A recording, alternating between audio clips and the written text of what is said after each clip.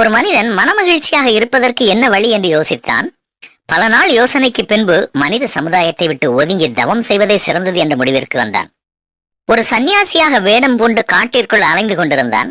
ஆங்காங்கே கிடைத்த பழங்களை உட்கொண்டு நாட்களை கடத்தினான். நீண்ட நாட்களுக்கு பின்பு ஒரு குகையை அடைந்தான். அதன் அருகிலேயே அழகிய அருவி ஒன்று சல சல என்று ஓடிக்கொண்டிருந்தது. இப்பொழுது அந்த சூழல் நன்றாக இருந்தாலும் பல மணி நேரங்கள் தனிமையாக இருந்ததால் ஒவ்வொரு மணி நேரம் கடந்து செல்வதும் கடினமாக இருந்தது. தனிமை அவனை வாட்டி வதைக்க ஆரம்பித்தது. அவன் பரிசுத்தமாவதற்கு பதிலாக பரிதாபமான ஒரு மனிதன் ஆனான். கடவுளே, நான் சாக வேண்டும், எனக்கு இந்த வாழ்க்கை வெறுத்து விட்டது என்று கதறினான். அப்படியே அயர்ந்து தூங்கிவிட்டான். அவன் தூக்கத்தில் ஒரு கனவு கண்டான். கனவில் ஒரு மனிதன் தோன்றி அருவி தண்ணீர் ஓடும் ஓடை கரையில் வளர்ந்திருக்கும் கோரைகளை பிடுங்கி அதில் கயிறு செய், உனக்கு மகிழ்ச்சி கிடைக்கும் என்று கூறி மறைந்தான்.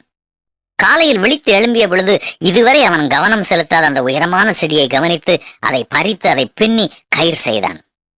அன்று களைத்து போய் தூங்கினான். முந்தைய நாள் கனவில் தோன்றியவன் மீண்டும் தோன்றி, நீ செய்யும் கயிறுகளை ஊருக்குள்ளே கொண்டு போய் மனிதர்களுக்கு பயன் தரும்படியாக விற்பனை செய் என்று கூறி மறைந்தான். தான் செய்த கயிறுகளை சுமந்து கொண்டு ஊருக்குள்ளே போய் விற்பனை செய்ய தொடங்கினான். அநேகருக்கு அது பயனுள்ளது என்று கண்டு பலர் தங்களுக்கும் வேண்டும் என்று கேட்க அவன் மீண்டும் காட்டிற்குள் சென்று தன்னுடைய வேலையை தொடர்ந்தான்.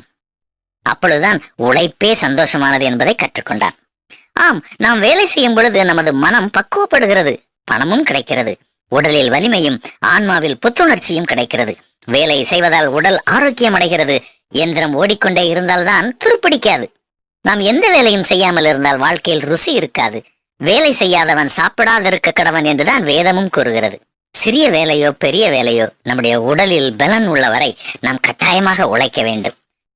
சோம்பேறி அறுப்பில் பிச்சை கேட்டாலும் அவனுக்கு ஒன்றும் கிடையாது என்று வேதம் எச்சரிக்கிறது.